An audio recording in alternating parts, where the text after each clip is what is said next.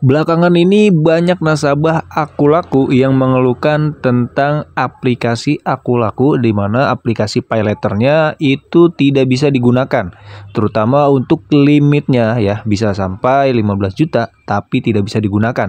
Jangankan yang 15 juta ya, 1 juta, 2 juta atau 3 juta itu semuanya dibekukan, teman-teman. Nah, untuk penjelasannya simak video berikut ini.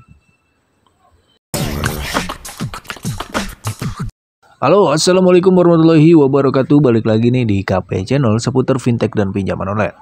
Baik teman-teman ya, di video kali ini gue akan membahas lagi masalah yang sedang viral ya. Ini adalah Akulaku gitu. Karena banyak nasabah yang telah berkomentar kemudian mengeluhkan adanya payletter yang tidak bisa diambil limitnya.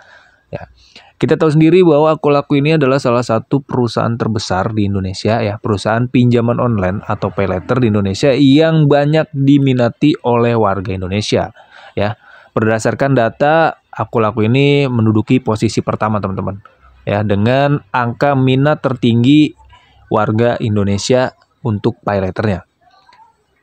Nah, untuk video sebelumnya kan gue membahas tentang masalah Akulaku kenapa dibekukan sementara ya, karena ada salah satu akun dari Otoritas Jasa Keuangan itu memberikan penjelasan Akulaku ini kenapa dibekukan, karena dia tidak mengawasi kredit yang berjalannya ya.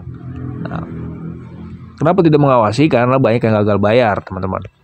Nah, di sini gue akan lebih rincinya membahas masalah Otoritas Jasa Keuangan yang membekukan sementara program payletter Akulaku dan sudah berjalan 3 tahun. OJK, Otoritas Jasa Keuangan, mengeluarkan keputusan terkait pembiayaan oleh perusahaan finansial teknologi. Dalam keputusan itu, OJK membatasi sementara penyaluran pembiayaan dengan skema Buy Now Pay Later PT Akulaku Finance Indonesia yang telah berjalan selama 3 tahun.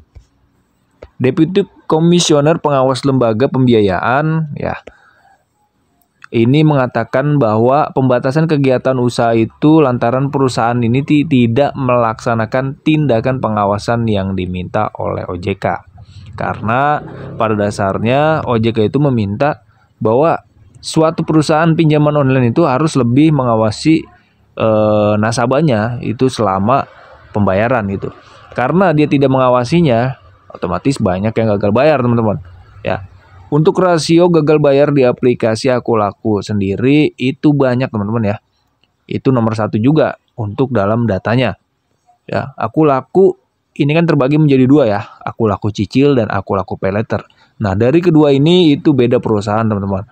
Nah, untuk Akulaku Payletter itu adalah yang punya itu kalau nggak salah Wilili kalau nggak salah ya. Nah, dalam pelaksanaannya, dia memastikan juga bahwa Akulaku berkomitmen untuk dapat memenuhi segala ketentuan yang diatur oleh OJK. Kami mengutamakan bisnis dijalankan dalam kerangka hukum dan kepatuhannya. Ujarnya seperti itu, teman-teman. Ya, kalau kita lihat ya, Akulaku ini adalah salah satu pinjaman online dengan bunga rendah, teman-teman, dibandingkan dengan pinjaman online lain. Ya, karena gue juga kan dulu pengguna Akulaku ya, bunganya kalau gue bandingkan dengan pinjaman online, Akulaku itu bunganya sangat rendah dibandingkan pinjaman online lainnya gitu.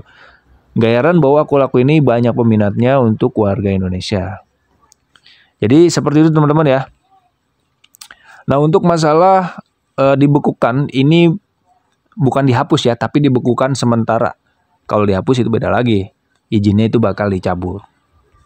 Ya. Dibekukan oleh Otoritas Jasa Keuangan. Nah, selanjutnya buat teman-teman yang mungkin mempunyai tagihan di aplikasi Akulaku, apakah memang benar itu utang kita angus, Bang? Ketika Otoritas Jasa Keuangan sudah membekukan aplikasi Akulaku ini. Itu jawabannya adalah tidak, teman-teman. Hutang tetap berjalan selagi Akulaku itu masih diawasi oleh Otoritas Jasa Keuangan, ya.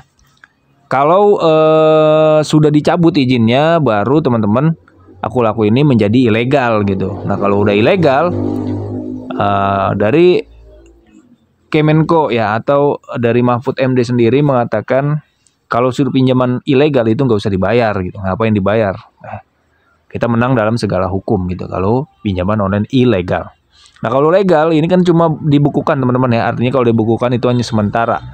Ya, bisa jadi nanti izinnya bakal dicabut atau bakal dilanjutkan lagi. Itu tergantung dari otoritas jasa keuangan sendiri. Ya, jadi intinya buat teman-teman yang mempunyai tagihan aku laku, ya jangan kalian pikir hutang kalian lunas gitu. Tetap aja hutang berjalan, menunggu keputusan apakah izinnya bakal dicabut untuk pay letter atau terus berjalan. Oke, mungkin segitu aja video kali ini ya. Terima kasih yang sudah menonton. Sebelumnya gue minta maaf apabila penjelasan gue kurang masuk atau kurang paham kalian memahaminya gitu ya. Boleh tulis di kolom komentar lah. Dan mungkin teman-teman yang punya tagihan di pinjaman online lain boleh berdiskusi, atau teman-teman boleh masuk grup WhatsApp yang linknya nanti gue berikan ya. Oke, segitu aja video kali ini. Sampai jumpa ke video selanjutnya. Thanks for watching dan salam galbay.